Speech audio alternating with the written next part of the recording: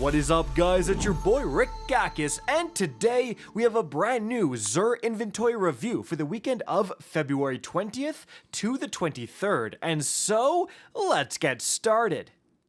Alright, let's take a look at what he has. Firstly, for the exotics available for everyone, we've got the Dragon Shadow here with Gunner, Health, Grenade, Weapons. Not bad overall, but you might want a bit of class because this is all about your dodge. After that, the Mask of Bacchus with Specialist. Alright, this is also all about your dodge. This time you do have a big amount of class, so that's not bad.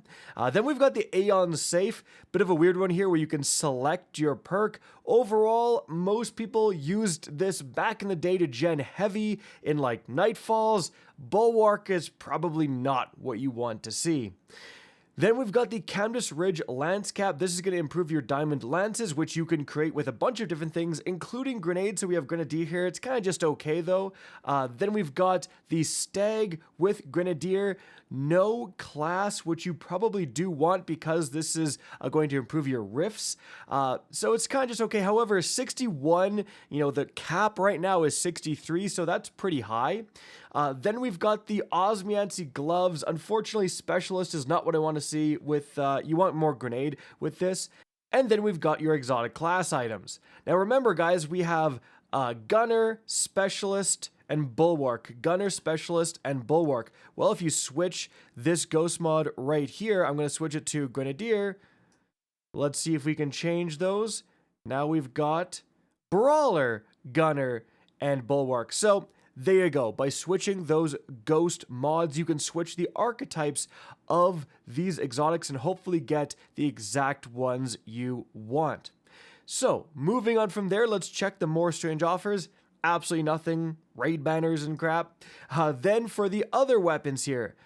Alright, we do have the Ruinous Effigy Catalyst. This is an interesting one. First of all, it is going to improve the Ruinous Effigy significantly, actually boosting its damage for using those transmutation spheres. Now, that's not super meta, but the important thing is that this used to only be available through an old quest, and therefore, Xur does not sell this often. In fact, I just looked it up. This is only the second time ever the Ruinous Effigy Catalyst is being sold, with the last time being pretty recently on January 9th, so about a month ago. But if you missed that opportunity, it may be worth picking it up now, because again, it wasn't available until, literally 2026 is the first time Xur started to sell this thing, so definitely snatch this if you don't have it.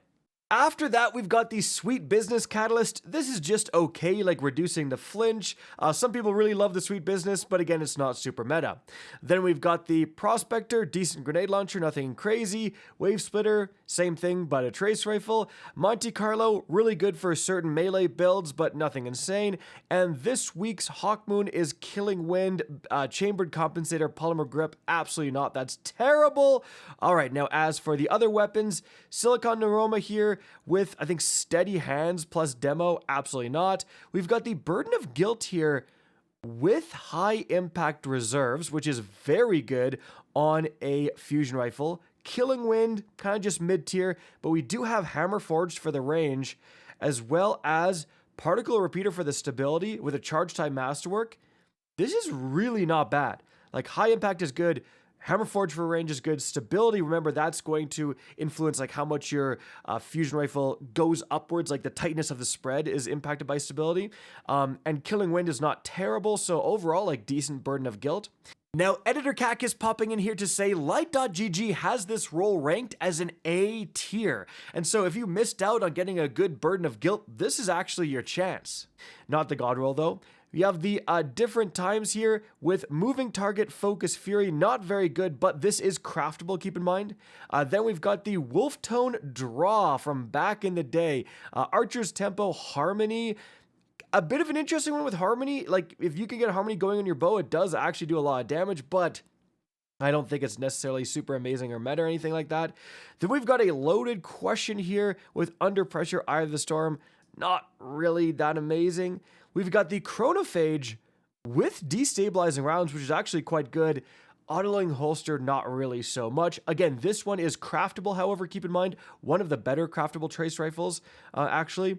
Then we've got the Faithkeeper with Clown cartridge is amazing. Frenzy, maybe not so much. Again, this is also craftable from Season of the Echo, I believe, and so that's definitely something to consider. Then, interestingly, we have two different Watchful Eyes. We have a non-adept one and then the adept one. All right, let's check out the non-adept one.